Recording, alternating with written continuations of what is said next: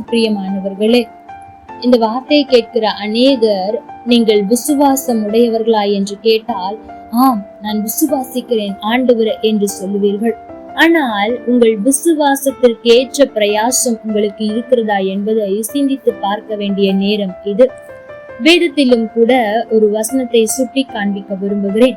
லூக்கா 5ஆம் அதிகாரம் 20ஆம் வசனம். அவர்களுடைய விசுவாசத்தை அவர் கண்டு திமிர்வாதக்காரனை நோக்கி, மனுஷனே, உன் பாவங்கள் உனக்கு மன்னிக்கப்பட்டது என்றார்.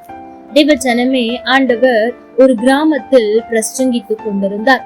அப்பொழுது திமிர்வாதக்காரனான ஒருவனை எடுத்துக்கொண்டு ஒரு சிலர் வருகிறார்கள். வீட்டிற்குள் நுழைந்து விடலாம் என்று பார்த்தால் வழி இல்லை. ஜனக்கூட்டம் அதிகமாயிருந்தது. அப்படி இருக்கும்போது அவர்கள் ஜனக்கூட்டம் அதிகமாயிருக்கிறதே, போய்விடுவோம் என்று திரும்பவில்லை.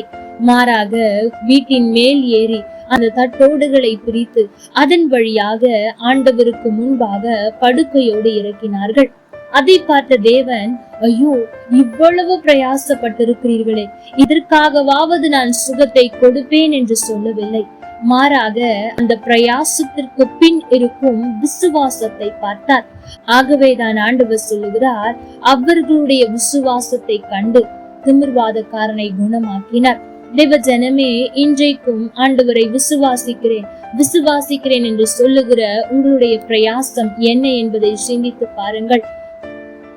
விசுவாசம் என்றால் ஆண்டவரை எல்லாம் செய்வார், உண்மைதான். ஆனால் அவர் செய்வார் என்ற நம்பிக்கையோடு நீங்கள் எதையாகிலும் பிரயாசப்படுகிறீர்களா என்பதை சிந்தித்து பாருங்கள். நீங்கள் புரிந்து கொள்ளும் வகையில் சொல்ல வேண்டும் என்றால், ஒரு முறை ஒரு ஊரில் தண்ணீர் பஞ்சம் அதிகமாய் ஏற்பட்டது. அப்பொழுது அந்த ஊரில் இருந்த ஒரு போதகர் தன்னுடைய ஆலயத்தில் ஒரு ஜெப கூடுகையை வைத்தார்.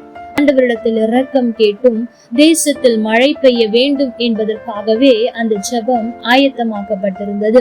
அப்படி அந்த ஜெபத்தில் கலந்து கொள்ளும்படியாய் அநேகர் புறப்பட்டு வந்திருந்தார்கள். ஆனால் ஒரு சிறு பெண்ணின் கையில் குடை இருந்தது.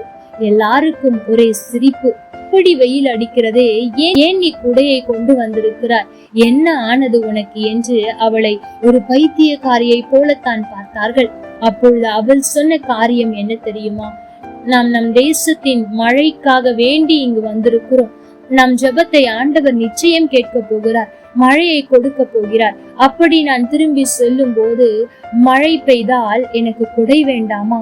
நான் நினையாமல் வீட்டிற்கு செல்ல வேண்டும் அல்லவா? ஆகவேதான் என்று சொன்னாலா? தேவ ஜனமே, எல்லாருக்கும் ஆச்சரியம் உண்டானது. இதுதான் விசுவாசத்தின் பிரயாசம். இன்றைக்கு அநேகர் விசுவாசிக்கிறோம் என்று சொல்லுகிறோம். ஏன், அந்த ஆலயத்திற்கு வந்த மற்ற ஜனங்கள் கூட ஆண்டவர் நிச்சயமாய் ஒரு நாள் பதில் கொடுப்பார், மழை பெய்யும் என்ற விசுவாசம் இருந்திருக்கும். ஆனால் அந்த சிறு பெண் பிரயாசப்பட்டாலே ஆண்டவர் ஜெபத்தை கேட்பார், மழை பெய்யும். அப்பொழுது நான் என்ன செய்வேன் என்று அந்த பிரயாசத்தோடு அவள் கொடையை கொண்டு வந்தாலே, இப்படிப்பட்ட பிரயாசம் உங்களுக்குள் இருக்கிறதா? விசுவாசிக்கிறேன் என்று சொல்லி ஒரு பிரயாசமும் இல்லாமல் இருப்பீர்கள் என்றால் அந்த விசுவாசம் செத்ததாய் இருக்குமே. ஏனென்றால் வசனம் சொல்லுகிறது, கிரியை இல்லாத விசுவாசம் செத்தது. கிரியை என்றால் என்ன? பிரயாசம்தான். அன்றைக்கு அந்த 4 நபர்கள் திமிர்வாதக்காரனை கொண்டு வந்து பிரயாசப்பட்டார்களே. மேலே ஏற்றுவது சுலபம் அல்ல, தட்டோடுகளை பிரிப்பது சுலபம் அல்ல, அதன் நடுவே இறக்குவது சுலபம் அல்ல. இவை எல்லாவற்றையும் அவர்கள் செய்ய காரணம் அவர்களுக்குள்ளாய் இருந்த அசைக்க முடியாத நம்பிக்கை, விசுவாசம். எப்படியாவது கஷ்டப்பட்டு கொண்டு போய் விடுவோம் என்று சொன்னால் ஆண்டவர் நிச்சயம் அற்புதத்தை செய்து விடுவார் என்ற விசுவாசம் இன்றைக்கு உங்களுக்குள் இருக்குமானால் உங்களால் இயன்ற மட்டும் பிரயாசப்படுங்கள். அற்புதத்தை செய்வது அவர் பொறுப்பு. கர்த்தர் தாமே உங்களோடு கூட இருந்து உங்களை ஆசீர்வதிப்பாராக. ஆமென். லைக் பண்ணுங்க, ஷேர் பண்ணுங்க, கமெண்ட் பண்ணுங்க.